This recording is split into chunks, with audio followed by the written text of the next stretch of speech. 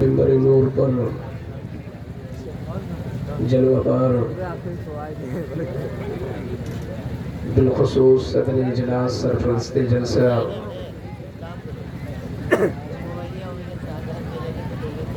استاذ الاساتذہ فخر القراء پیکر اخلاص و محبت حضرت مولانا قاری ذاکر علی صاحب صدر المدرسین حنفیہ ضیاء القرآن لکھنؤ، ساتھ ہی ساتھ ان کے رفیق و ہمدم محترم المقام قاری خوش الحال حضرت قاری ایوب صاحب قبلہ، اس دارالعلوم نعیمیہ آفتاب رسول کے تمام تر ذمہ داران، اساتذہ اور اس علاقے سے قرب و جوار سے آئے ہوئی جملہ حفاظ کرام، قرائے کرام، ائمہ اہل سنت، آپ سبھی حضرات السلام علیکم ورحمۃ اللہ وبرکاتہ۔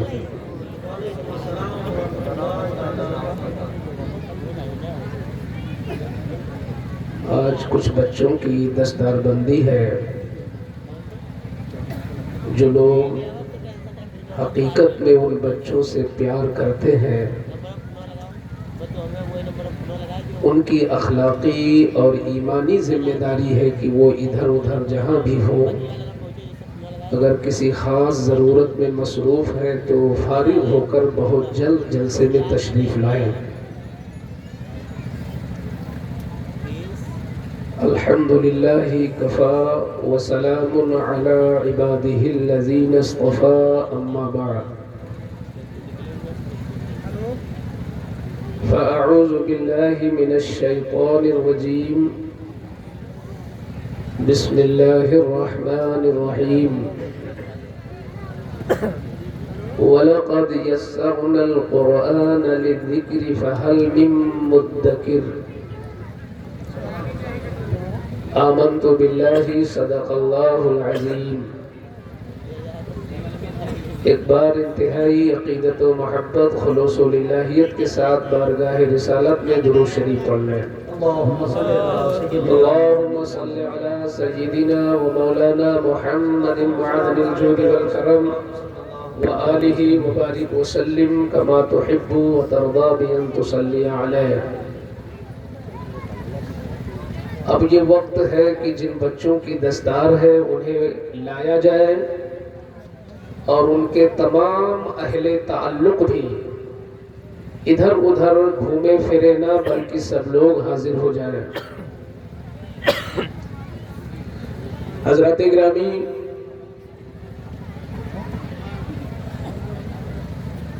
میرے آقا صلی اللہ تعالی علیہ وسلم کی حدیث ہے، من سن فی الاسلام سنتا حسنا فلہ اجرها واجر من عمل بها الى یوم القیامہ۔ آقا ارشاد فرماتے ہیں کہ جس نے کوئی اچھی بنیاد ڈالی، جس نے کسی نیکی کی شروعات کر دی، تو اس نیکی پر قیامت تک جتنے لوگ عمل کریں گے، ہر عمل کرنے والے کو اپنے عمل کا ثواب تو ملے گا ہی، اس نیکی کی ابتدا کرنے والے کو ان سبوں کے برابر قیامت تک ثواب ملتا رہے گا۔ آج مدرسہ نعیمیہ آفتاب رسول جس کے زیر اہتمام یہ عظیم الشان اجلاس منعقد ہے،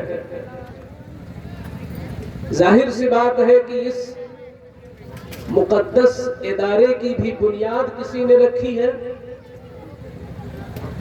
عالی جناب محترم المقام ڈاکٹر نعمت اللہ صاحب کے والد گرامی، جنہوں نے بڑے خلوص کے ساتھ اس ادارے کی داغ بیل ڈالی تھی اور اس کی بنیاد رکھی تھی، قسم اللہ کی، حدیث رسول کی روشنی میں جب تک اس ادارے سے دین کا کام ہوتا رہے گا، جو کام کرے گا، کوئی حفظ کرائے گا، کوئی حفظ کرے گا، کوئی قرآن پڑھائے گا، کوئی قرآن پڑھے گا، ہر پڑھانے والے ہر پڑھنے والے کو اپنا اپنا ثواب ملے گا، مگر ڈاکٹر صاحب کے والد کو سب کے برابر تنہا ثواب ملتا رہے گا۔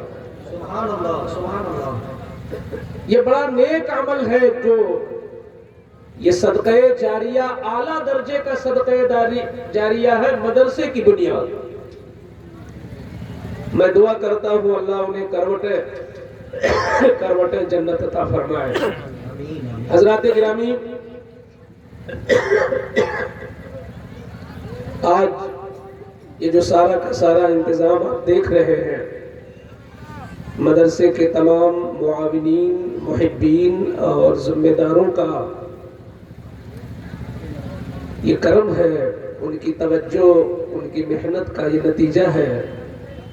خاص کر پرنسپل صاحب عالی جناب ضیاء الحسن صاحب، جنہوں نے اتنا اچھا شامیانہ، ماسٹر زاہد حسین صاحب، انہوں نے اس میدان کو بقعہ نور بنا دیا ہے، اور یہ تزکو احتشام کے ساتھ یہ جلسہ آج منعقد ہے، جس میں کچھ دین کی باتیں آپ تک پہنچانے کے لیے میں لکھنؤ سے پہنچا ہوں۔ اگر کچھ لوگ واقعتاً دین لینے کے لیے آئے ہیں اور وہ کسی وجہ سے نکل چکے ہیں، اور میری یہ کمزور آواز ان کے کانوں سے ٹکرا رہی ہے، تو میں پھر انہیں دوسری بار دعوت دیتا ہوں کہ آپ آئے، ہو سکتا ہے میں آپ کا کوئی فائدہ کر سکوں آج۔ چونکہ یہ دستار بندی ہے اور مدرسے کے تحت جلسہ ہے، اس لیے مجھے اسی روشنی میں کچھ نہ کچھ آپ کی خدمت کرنی چاہیے۔ اسی لیے میں نے سورہ قمر کی ایک ایسی آیت پڑھی ہے جس میں اللہ نے بندوں کو ابھارا ہے۔ اللہ فرماتا ہے وَلَقَدْ يَسَّرْنَا الْقُرْآنَ لِلذِّكْرِ، میں نے قرآن کو حفظ کے معاملے میں آسان بنا دیا ہے۔ یہ بتائے کیا قرآن کی عربی سے بڑی کوئی عربی ہو سکتی ہے؟ اس قرآن کی فصاحت و بلاغت سے بڑھ کر کوئی فصاحت و بلاغت کا تصور ہو سکتا ہے؟ ہرگز نہیں۔ جہاں فصاحت کی بلندی ختم ہو جائے، اس سے آگے بلاغت و فصاحت کا کوئی تصور نہ ہو، اس منزل پر فائز ہے اللہ کا قرآن۔ یہ ہم جیسے کمزوروں کے بس کی بات نہیں تھی کہ ہم اسے ادا کر سکیں، یہ ہم جیسے ناچیز لوگوں کے بس کی بات نہیں تھی کہ یہ 30 پارہ ہمارے کمزور سینے میں آ جائے۔ یہی قرآن ہے، کوئی اور قرآن نہیں تھا، جس کے لیے اللہ نے قرآن میں خود فرمایا کہ دنیا کے سب سے بڑے پہاڑ پر اگر میں اس قرآن کو رکھ دیتا، اتار دیتا، تو صرف ٹوٹتا ہی نہیں بلکہ دھول بن کر اڑ جاتا تھا۔ تو کوہ طور جیسا مضبوط پہاڑ جو ڈائریکٹ لینا چاہے اس قرآن کو تو اپنے سینے پر نہیں لے سکتا، مگر یہ مصطفیٰ کا وسیلہ ہے کہ ہم ان کے وسیلے سے ایک 10 سال کے بچے کے کمزور سینے میں بھی اللہ کا قرآن محفوظ ہو جاتا ہے۔ یہ اس بات کی سچی پہچان ہے کہ اللہ نے قرآن کو آسان کر دیا ہے، ورنہ میں کہتا ہوں یہاں جتنے حفاظ ہیں، آپ قرآن سے ہٹ کر اتنی لمبی عبارت عربی کی یاد کر کے دکھا دیں اور اسی ترتیب کے ساتھ کہ کلمہ تو کلمہ ہے، کوئی زیر زبر بھی نہ بدلے، اور من وعن آپ سنا کے دکھا دیں منبر پر، یہ اللہ نے قرآن کو آسان کر دیا۔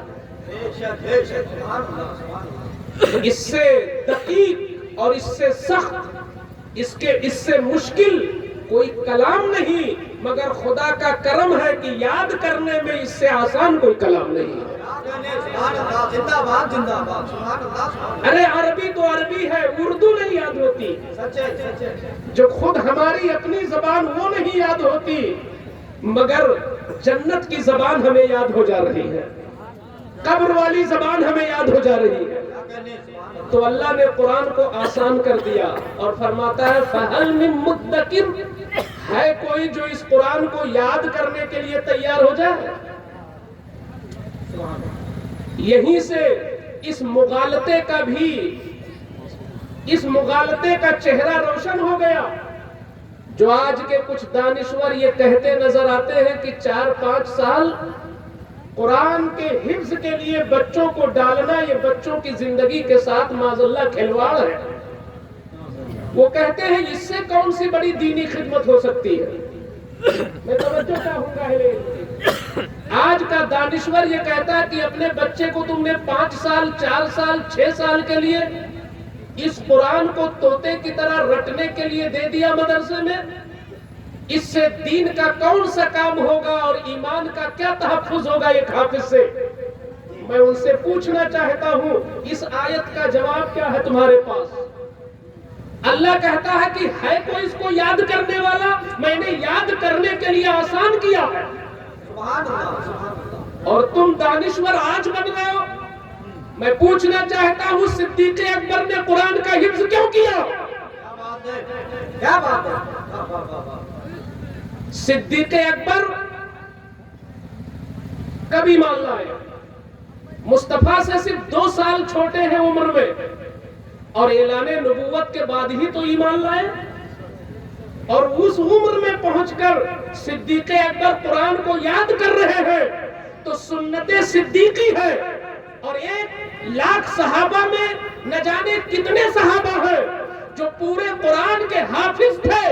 پتہ یہ چلا کہ ایک صحابی سے بڑا کوئی دانشور پیدا ہو ہی نہیں سکتا.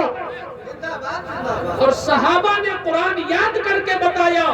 ارے قرآن کا یاد ہو جانا ہی اللہ کی قسم جس کلام کو دیکھنا بھی عبادت ہو، جس کلام کو دیکھنا بھی عبادت ہو، جس کو چھونا بھی عبادت ہو، جس کو سننا بھی عبادت ہو، اس کو سینے میں محفوظ رکھنا یہ کتنی بڑی عبادت ہے. اس سے بڑی کوئی عبادت نہیں ہو سکتی.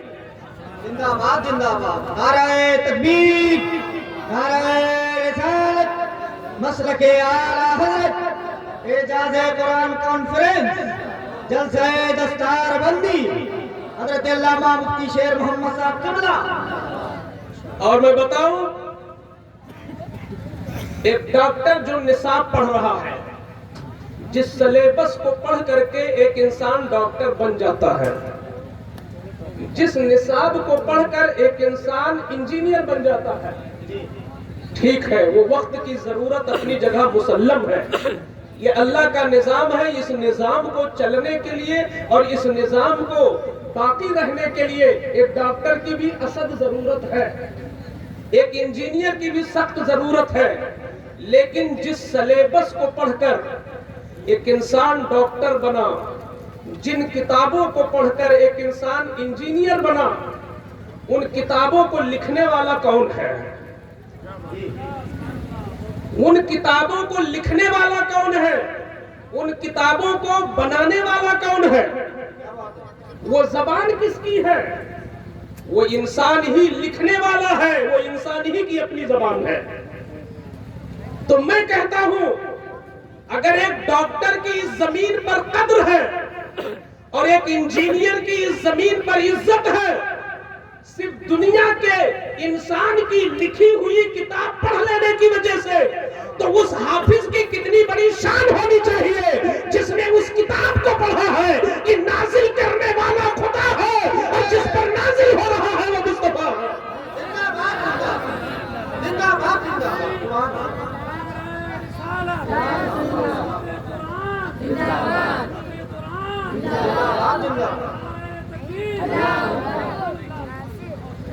اس لیے حافظ بن جانا یہ بہت بڑی سعادت کی بات ہے.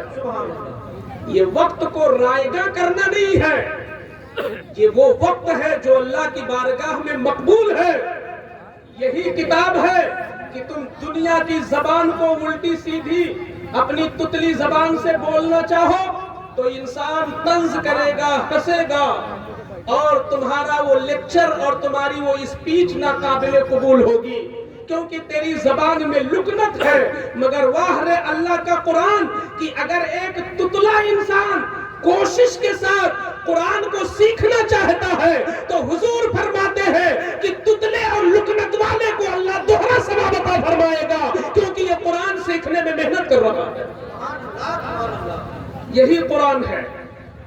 اسی لیے حدیث میں فرمایا گیا کہ جس کے سینے میں قرآن ہو، جس کے سینے میں قرآن ہو اور پھر بھی وہ اپنے کو کسی دنیا کے انسان سے کمتر اس لیے سمجھے کہ میرے پاس کیا ہے وہ تو ڈاکٹر ہے، میرے پاس کیا ہے وہ تو انجینئر ہے، میرے پاس کیا ہے وہ تو فلاں ہے، وہ تو فلاں ہے، یہ سوچ کر اگر تم نے اپنے کو ذلیل سمجھا تو رسول فرماتے ہیں تم نے قرآن کی توہین کر دی ہے۔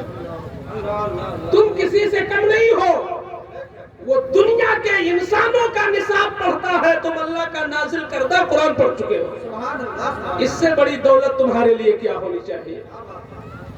آپ جنگوں کی تاریخ پڑھو کہ جب اتنی غربت تھی کہ ایک ایک قبر میں دو دو صحابی لٹائے جاتے تو حضور پوچھتے تھے کس کو قرآن زیادہ یاد ہے اس کو آگے رکھا جائے گا۔ کوئی نہیں پوچھا جاتا عبادت میں آگے کون ہے، تقویٰ میں آگے کون ہے۔ حضور نے یہی پوچھا تھا اس میں قرآن کس کو زیادہ یاد ہے اس کو آگے بڑھا کے رکھو، اور جس کو کم قرآن یاد ہو اس کو پیچھے رکھو۔ گویا حضور کے عمل سے ثابت ہے کہ جسے جتنا زیادہ قرآن یاد ہوگا وہ اتنا ہی زیادہ افضل ہوگا۔ تو اس لیے میں یہ نہیں کہتا کہ ہر گاؤں میں حافظ ہو، میں تو کہتا ہوں ہر گھر میں حافظ ہو۔ ہر گاؤں میں نہیں، ہر گھر میں حافظ ہونا چاہیے۔ اور یہ بولا جاتا ہے حافظ قرآن، حافظ قرآن ہم کہاں ہیں؟ ہم قرآن کی حفاظت نہیں کرتے، قرآن ہماری حفاظت کرتا ہے، قرآن خود ہماری حفاظت کرتا ہے۔ اس لیے کہ جس سینے میں قرآن ہو، اچھا ہماری ذمہ داری بھی بہت بڑھ جاتی ہے حافظ ہونے کے بعد۔ ذمہ داری یہ ہوتی ہے، میں توجہ چاہوں گا، میں یہ اپنی ایک چھوٹی موٹی اپنی سوچ ہے، یہ بتائیں کہ اگر ہمارے ہاتھ میں کوئی اماں پارا دے دے اور کہے کہ مولانا صاحب ذرا جھوٹ بولو، ہمارے ہاتھ میں اماں پارا ہو تو کیا ہماری جرأت ایمانی ہوگی کہ ہم جھوٹ بول دیں؟ اگر سینے میں ایمان کی کچھ بھی سانس ہے تو ہاتھ میں پارا لے کر ہم جھوٹ نہیں بول پائیں گے۔ تو جب ہاتھ میں پارا لے کر جھوٹ بولنا درست نہیں ہے تو سینے میں 30 پارے رکھ کر کے جس کے سینے میں محفوظ ہو، اب اس کی ذمہ داری اور ہو جاتی ہے کہ وہ تقویٰ سے قریب ہو، وہ تقویٰ سے قریب ہو۔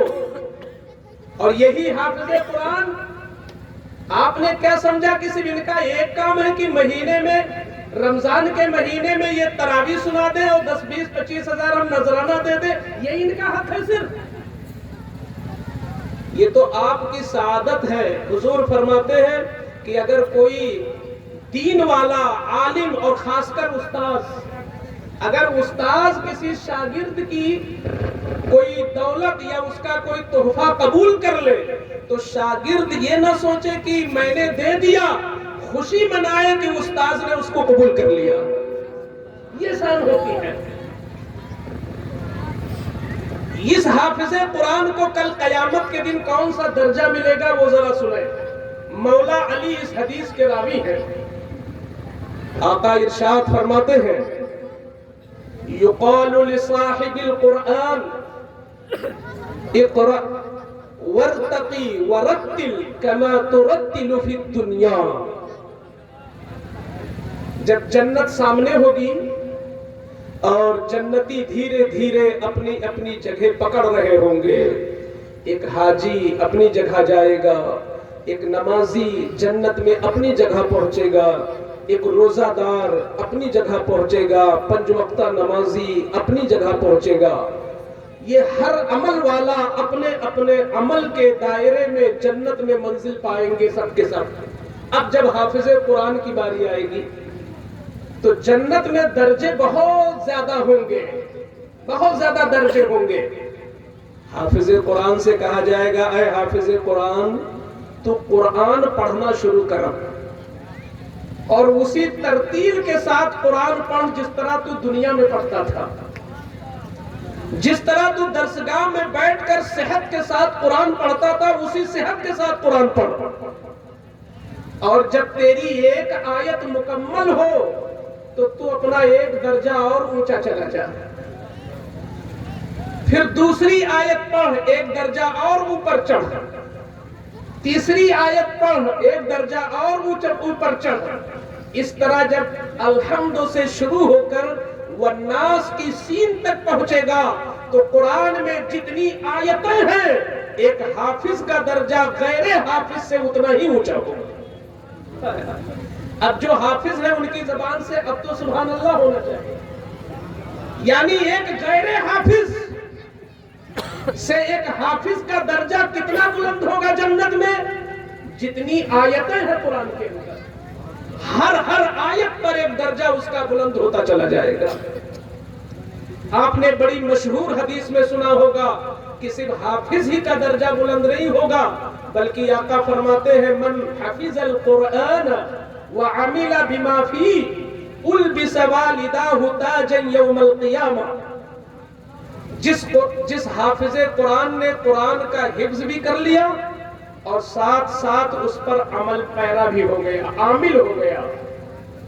عامل کا مطلب یہ ہے کہ کم سے کم 5 وقت کا نمازی ہو جائے، 1 مہینے کا روزہ دار ہو جائے اور حلال و حرام کی تمیز رکھے، فتنوں سے دور رہے، محبتوں سے قریب رہے، ایک اچھا انسان بن کر دنیا میں رہے. تو کل قیامت کے دن اس حافظ کے والدین کو ایک ایسا نورانی تاج دیا جائے گا کہ اس کی جو روشنی ہوگی وہ یہ جو سورج ہے آسمان کا اس کی روشنی جتنی ہے اس سے بھی زیادہ تیز روشنی اس تاج کی ہوگی جو حافظ قرآن کے ماں باپ کو دیا جائے گا. لوگ اتنا ہی بیان کر کے رک جاتے ہیں مگر میں آگے اس کو بتاؤں گا. حافظ قرآن کے ماں باپ کو یہ تاج کیوں دیا جائے گا؟ بھائی قاری ذاکر صاحب قبلہ نے 4 سال تمہیں رکھا، کھلایا پلایا، پڑھوایا پڑھایا، اور جب قیامت میں تاج ملنا ہوگا تو ماں باپ کو ملے گا. مسئلہ کیا ہے؟ بھائی قاری ظفیر صاحب نے رٹایا ان کو، قاری نور محمد صاحب نے یاد کرایا اور 2-2 3-3 گھنٹہ بیٹھ کر کے اپنا پیٹ کی گیس روک روک کر کے ان کا سنا ہی. اب تاج ملے گا ماں باپ کو. ایک منیجر دن رات ایک کر کے مدرسے کو سنوار رہا ہے، چندہ کر رہا ہے، پرنسپل چندہ کر رہے ہیں، لوگوں کو جوڑ رہے، تاج ملے گا ماں باپ کو. وجہ کیا ہے؟ تو حضرات ماں باپ کا ذکر ضرور ہے وہاں پر مگر مطلب یہ ہے کہ جس کی بھی قربانی شامل ہے سب کو تاج ملے گا.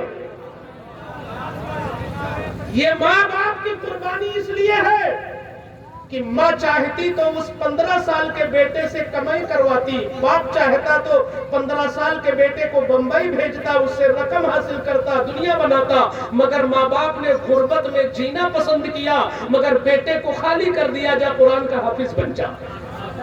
اللہ رسول کو یہ ادا پسند آ گئی کہ تو نے غربت کو پسند کیا مگر قرآن پڑھوایا، تیری قربانی پر تجھے تاج ملے گا. لیکن جس استاذ نے 5-5 گھنٹہ بیٹھ کر کے کلاس میں اس کا دور سنا، اس کی زبان کو صحیح کرایا، اسے تنبیہ کی، اسے جگایا، اسے سلایا، اس کی تربیت کی، اس کی زبان کی اصلاح کی، جب اللہ کے خزانے سے تاج چلے گا تو ماں باپ کو بھی ملے گا، استاذ کو بھی ملے گا. اور اے چندہ دینے والوں، ہاتھ پہ ہاتھ دھر کے ملنا نہیں کہ ہم تو گئے گائے. جب اللہ کے خزانے میں کہیں برستا نہیں دیکھ کر ابر رحمت، بدروں پر بھی برسا دے برسانے والے. مدرسہ چلتا ہے تمہاری کمائی سے، مدرسے چلتے ہیں تمہارے تعاون سے، تم اپنی پاک کمائی سے مدرسوں کو چلاتے ہو. جب تاج ملے گا ماں باپ کو، جب تاج ملے گا استاد کو، تو تاج ملے گا تعاون کرنے والوں کو، جن جن کا حصہ ہے سب کو نوازا جائے. اس لیے حافظ गांव गांव में नहीं, महल्ले महल्ले में नहीं, घर घर में हाफिज होना चाहिए। और अगर तुम्हारे बच्चे ना हो तो महल्ले का कोई होनहार बच्चा पढ़ा दो।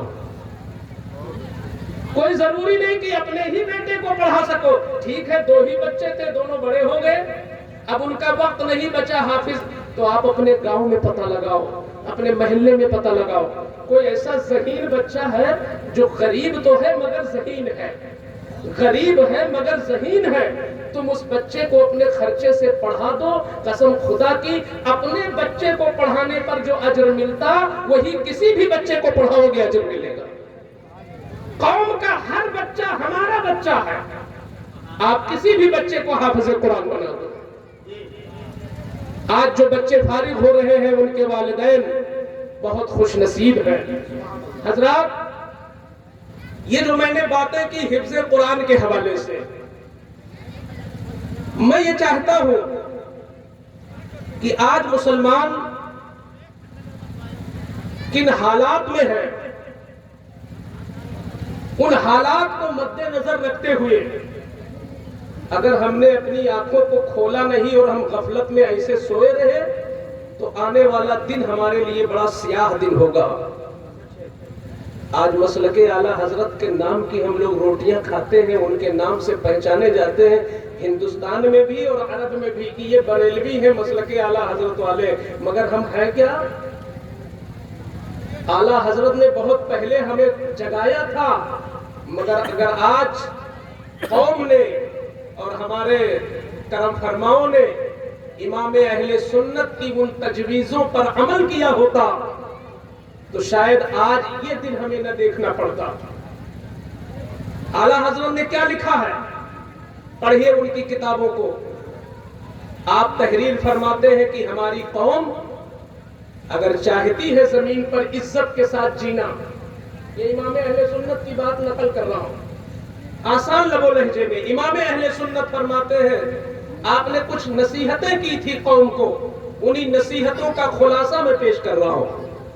फरमाते हैं कि जो दौलतमंद लोग हैं कौम के अंदर, बड़े बड़े शहरों में जिनकी दौलतों की कोई इंतहा नहीं, बड़ी दौलतों के लोग मालिक हैं, ऐसे लोगों को चाहिए कि अपना पैसा शादी ब्याह वगैरह में बेजा खर्च करने के बजाय, नामो नमूद के मामले में बेजा खर्च करने के बजाय, मसलन बंबई है, मद्रास है, सूरत है या इस तरह के शहरों का आपने नाम लिया, उसमें फरमाया इन बड़े शहरों में जो दौलत वाले लोग हैं इनको चाहिए कि शादी ब्याह वगैरह के मामले को सुन्नत तरीके पर अदा करें और वही पैसा बचा लें और उस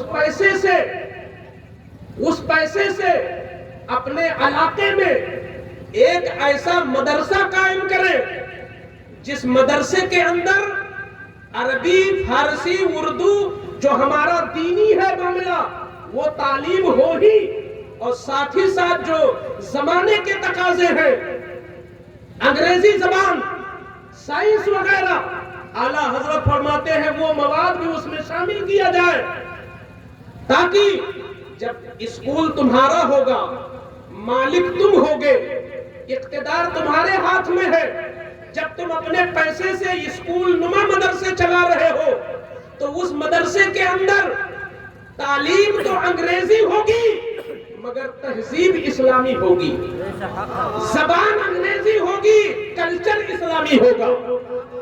ये आला हजरत ने मशवरा दिया था ऐसे स्कूल नुमा मदरसे कि जहां पर बच्चा हाफिज भी बन जाए और जहां पर बच्चा साइंस भी जान जाए, जहां पे बच्चा अंग्रेजी बोलना भी जान जाए, जहां पे अंग्रेजी उर्दू लिखना जाने तो अंग्रेजी लिखना भी जाने, हिंदी बोलना भी जाने, हिंदी लिखना भी जाने।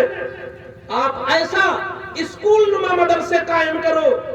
फरमाते हैं जब तुम्हारा बच्चा ऐसे स्कूल में पढ़ेगा तो जब 15 अगस्त की तारीख आएगी, 26 जनवरी की तारीख आएगी तो तुम्हारा बच्चा जहां ये जानेगा कि 15 अगस्त को मुल्क आजाद हुआ, 26 जनवरी को कानून नाफिज हुआ, जमहूरी मुल्क बना, तो जहां इन तारीखों को तुम्हारा बच्चा जानेगा وہی ربیع الاول کی جب 12 تاریخ آئے گی تو ان اسکولوں میں حضور کا جھنڈا بھی لگے گا، تو تمہارا بچہ جانے گا کہ محمد نے دنیا کو آزاد کرایا۔ نعرہ تکبیر، نعرہ رسالت، مسلک اعلیٰ حضرت، عظمت امام الانبیاء، جلسہ دستار بندی۔ ہمارے جو مدرسے قائم ہیں جگہ جگہ، جہاں صرف حفظ کی تعلیم ہے یا قراءت کی تعلیم ہے یا عالمیت اور فضیلت کی تعلیم ہے، ٹھیک ہے وہ مدرسے بھی آگے بڑھیں، مگر اب جو نئے مدرسے علاقے علاقے میں کھولے جائیں، مثلا یہ بنکٹی کا پورا علاقہ ہے، کئی گاؤں بنکٹی میں آتے ہیں، کیا ان گاؤں میں کوئی مالدار نہیں ہے کیا؟ بہت ہے نا؟ تو اگر سارے گاؤں کے مالدار متفق ہو جائیں اور سارے سیٹھ یکجٹ ہو جائیں اور سارے سیٹھ مل کر کے ایک ایسا بڑا اسکول قائم کرے کہ عصری علوم کے ساتھ ساتھ وہاں پہ ایک اچھا قاری بھی ہو، ایک اچھا قاری بھی ہو جو ان کا قرآن درست کرا دے، اسی میں ایک اچھا عالم بھی ہو جو انہیں بنیادی عقیدہ سکھا سکے، جو انہیں مسائل سکھا سکے، تو میں سمجھتا ہوں اب وہ جو بچہ نکلے گا وہ دونوں زبان کا ماہر ہوگا اور اسلام پر حملے چاہے ہندی زبان میں ہو تو بھی وہ دفاع کرے گا اور انگریزی زبان میں ہو اس کا بھی دفاع کرے گا۔ آج کے دور میں ایک پکا اور سچا مبلغ بننے کے لیے آپ جانتے ہو یہ جو دیابنا اور وہابیہ نے کتابوں میں لکھا ہے یہ تو اردو زبان میں لکھا ہے نا انہوں نے، یہ تو فارسی یا عربی زبان میں لکھا ہے۔ کیا آپ کو پتا نہیں کہ اسلام کے دشمن ہر زمانے میں رہے ہیں؟ یہودی سے بڑا اسلام کا کوئی دشمن نہیں۔ یہودیوں نے کیا نہیں لکھا اسلام کے تئیں؟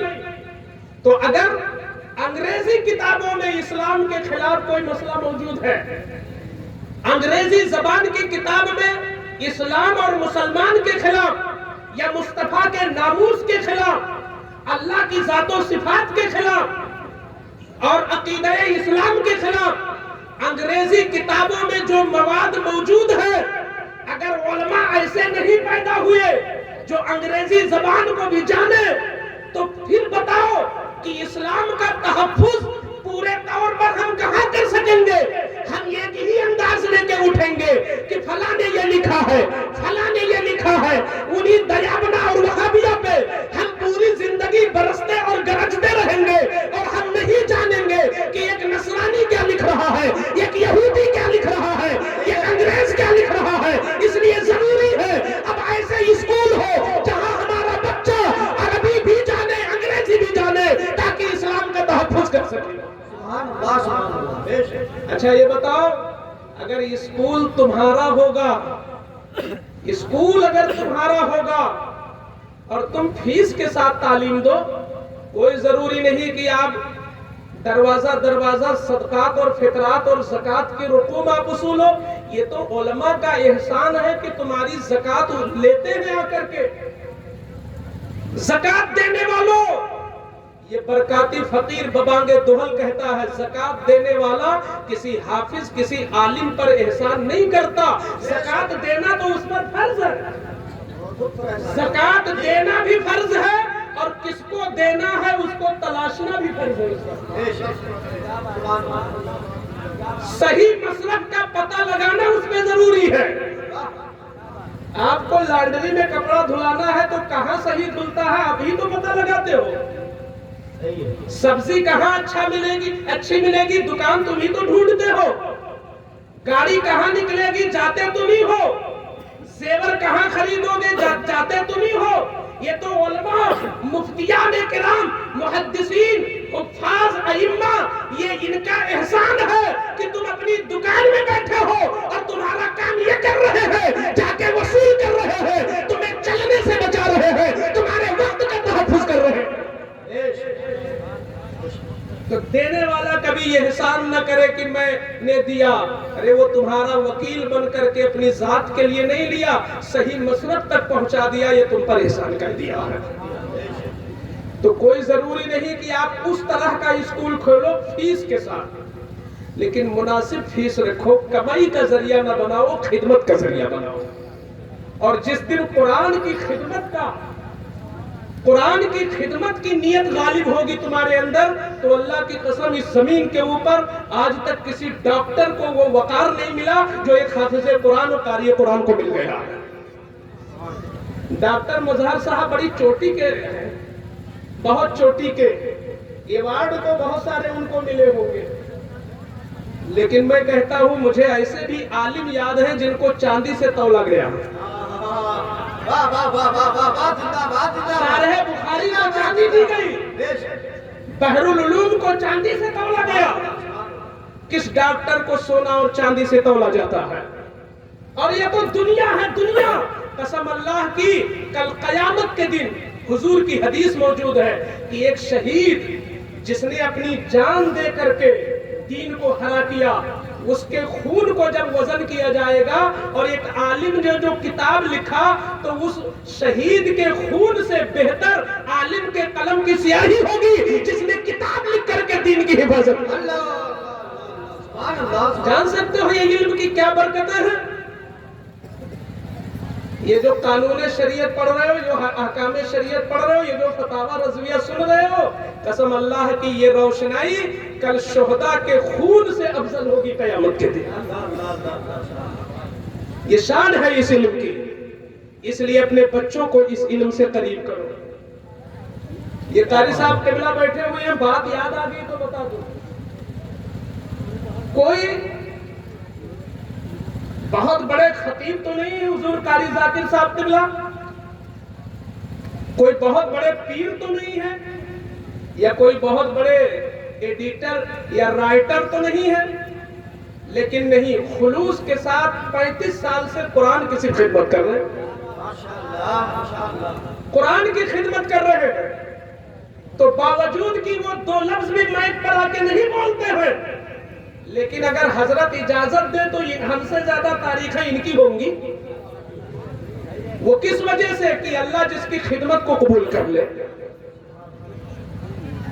بڑے بڑے ڈاکٹروں سے کوئی سلام کرنے میں فخر نہیں کرتا، وہ اپنی ضرورت کے لیے آ کے سلام لوگ کر لیتے ہیں. مگر ابھی جو رات گزری ہے، یہ جو رات گزری ہے، 300 سے زیادہ، 350 کلومیٹر دور، مراد آباد سے بھی آگے، حضور قاری ذاکر صاحب قبلہ کو ایک ایسے عظیم الشان مجمع میں کہ تا حد نگاہ وہ مجمع بھی ہے، اور اس نظم کے ساتھ لوگ بیٹھے ہیں کہ جیسے حضور کے زمانے میں صحابہ کی کیفیت حدیث میں ہے کہ جب بیٹھتے تھے تو ایسا لگتا تھا کہ سروں پر پرندے بیٹھے ہوں. پوری تعظیم و توقیر کے ساتھ مجمع موجود ہے، اور ایسی عظیم ہستی کے ہاتھ ان کو ایوارڈ دیا گیا، حافظ بخاری ایوارڈ، جو صرف یہی نہیں کہ ایک عالم ہے، بلکہ وہ بغداد میں بہت بڑی یونیورسٹی جامعہ امام اعظم ابو حنیفہ کے اس کے اندر شعبہ فقہ کے وہ آفیسر ہیں. اتنی بڑی ہستی کے ذریعے آپ کو حافظ بخاری ایوارڈ دیا گیا. تو جب دنیا میں عزت ہے تو انشاءاللہ آخرت میں بھی عزت ہوگی. کہتے ہیں نا کہ کسی کا اندازہ کرنا ہو، زبان خلق کو نقارے خدا کہیے. جو خلق کی زبان پر ہوتا ہے وہی اللہ کے نزدیک بھی ہوتا ہے. تو اب اس علاقے میں ایک قاری ذاکر سے کام نہیں چلے گا. اب وہ ہمت بلند کرو کہ ہر محلے میں ایک قاری ذاکر پیدا ہو جائے. بہت جائیداد والے بھی ہوں گے، سرمایہ والے بھی ہوں گے، لیکن آج ایک کڑوی حقیقت میں بھی میں کہنا چاہوں گا، لوگوں، معاشرے کی اصلاح سے زیادہ جلسے کی اصلاح کرنے کی ضرورت ہے. حضرت اجازت 2-3 باتیں کہہ رہے ہیں. ہم لوگوں کو لوگ موضوع دیتے ہیں حضرت اصلاح معاشرہ پر بولیے گا، تو اصلاح معاشرہ کب ہوگا؟ جب جلسے کی اصلاح پہلے ہو جائے. اگر جلسہ ہمارا منتشر ہوگا تو قوم کی اصلاح کیسے ہوگی؟ ہم کوئی جادوگر تو نہیں کہ دل میں ٹھونس دے کوئی چیز آپ کے. جب ہمیں ماحول اچھا ملے گا، آپ تیار ہوں گے اچھی طرح، تبھی ہم تو کوئی چیز سنا سکیں گے۔ اس لیے جتنے ہمارے ممبر پر ہمارے کرم فرما لوگ بیٹھے ہیں، ہم سب سے مؤدبانہ گزارش کریں گے کہ اب رسمی جلسوں سے تھوڑا بچنے کی پرہیز۔ رسمی جو ہماری 25 سالہ رسم چلی آ رہی ہے، 30 سالہ، اس پرانی رسم سے اٹھ کر ہمیں کام کرنے کی ضرورت ہے۔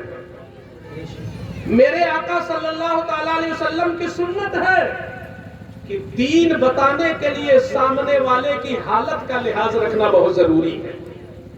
اگر ہمارے سامنے والا تھکا ہوا ہے، ماندہ ہے، بیمار ہے، نیند میں آنکھوں میں نیند کا خمار ہے، پیشاب لگی ہے، پیٹ خراب ہے، ایسے کو دین کا نقطہ بتایا جائے گا؟ ایسے لوگوں کو اسرار و رموز سکھائے جائیں گے؟ نہیں، آقا کی سنت ہے کہ خوشنما ماحول میں دین کو بتا دو، اچھے ماحول میں دین کو بتا دو۔ اس لیے جو بھی ذمہ داران ہماری باتیں سن رہے ہوں، ان سے چند تجویزیں میں اپنی رکھنا چاہتا ہوں۔ پہلی تجویز یہ ہے کہ جیسے آپ اتنے میں لکھتے ہو زیر سرپرستی آل رسول، اولاد نبی، غلام نبی، فلانے نبی، فلانے پیغمبر، اس قسم کی باتیں جو آپ لکھ کر کے ایک سرپرستی کا رکھتے ہیں، اسی طرح ضروری ہے کہ آپ کے پوسٹر میں ایک ایسی شخصیت کا بھی نام ہو، ایک ایسی شخصیت کا نام ہو کہ شروع سے لے کر اخیر تک جلسہ کب شروع ہوگا، کب ختم ہوگا، کون کب پڑھے گا، کتنا پڑھے گا، کس موضوع پہ پڑھے گا، وہ پوری اتھارٹی اور پورا پاور، پورا اختیار ایک شخص کو دے جو آپ کے جلسے کا منتظم ہو، جس کو آپ صدر اجلاس بھی کہہ سکتے ہو۔ تو جیسے آپ شاعر کو دعوت دیتے ہو، جیسے آپ ناظم کو بنگال کی کھاڑیوں سے بلا لیتے ہو، جیسے آپ بہار سے شاعروں کو بلا لیتے ہو، ایسے اپنے علاقے میں کوئی ایسی مرکزی شخصیت ڈھونڈو کہ جس کو جلسے کا تجربہ ہو، جس کو جلسے کی نزاکت کا علم ہو، جو جانتا ہو کہ جلسے مفید کیسے ہو سکتے ہیں۔ ایسے آدمی کو باقاعدہ مدعو کرو اور پورا پاور ان کو دو، اور جیسے تم دوسروں کو نوازتے ہو اس کو بھی نوازو، تو اس طریقے سے تمہارے جلسے کی اصلاح ہو سکتی ہے۔ میں دیکھتا ہوں صدر اجلاس کوئی ہے، کام کوئی کر رہا ہے، اس لیے صدر اجلاس کا بہت بڑا مقام ہوتا ہے۔ آپ اگر صدر اجلاس کسی کو بنا رہے ہو تو پورا پاور اس کے حوالے کر دو، اور ہر ایرے غیرے کو نہ بناؤ، بلکہ جسے تجربہ ہو، جس کو معلومات ہو، جلسے کی نزاکتوں کا علم ہو، ایسا آدمی صدر اجلاس ہو۔ ایک تجویز اور رکھنا چاہیں گے، چونکہ ہم لوگ جلسہ کرتے کراتے ہیں، ایک تجویز یہ ہے کہ مارکیٹ میں جس کی عزت ہوتی ہے اسی میں حوصلہ بڑھتا ہے۔ مثال کے طور پر اگر ہم نے نعت اچھی پڑھ لی اور ہم کو چاروں طرف سے لوگ آئے، نوٹ ایسے ایسے دینے لگے، تو اب ہمارا جو چھوٹا ہے وہ دیکھ رہا کہ ہم کو بھی اسی طرح نعت پڑھنا چاہیے۔ جس کی عزت ہوتی ہے اسی میں لوگ آگے بڑھنے کی کوشش کرتے ہیں۔ جب آپ نے 35 اور 40 ہزار شاعروں کو دینا شروع کیا تو مدرسہ حنفیہ ضیاء القرآن میں، وارثیہ میں بچے شاعر بننے کی زیادہ کوشش کرنے لگے اور پکے عالم بننے سے گریز کرنے لگے۔ ہاں، جس چیز کی عزت ہوتی ہے ہماری نئی نسل اسی میں بڑھنے کی کوشش کرتی ہے۔ تو میں نعت کی مخالفت نہیں کرتا، نعت تو عبادت ہے، نعت تو عبادت ہے، مگر میں کہنا یہ چاہتا ہوں کہ تمہاری نسل کیا نعت خواہ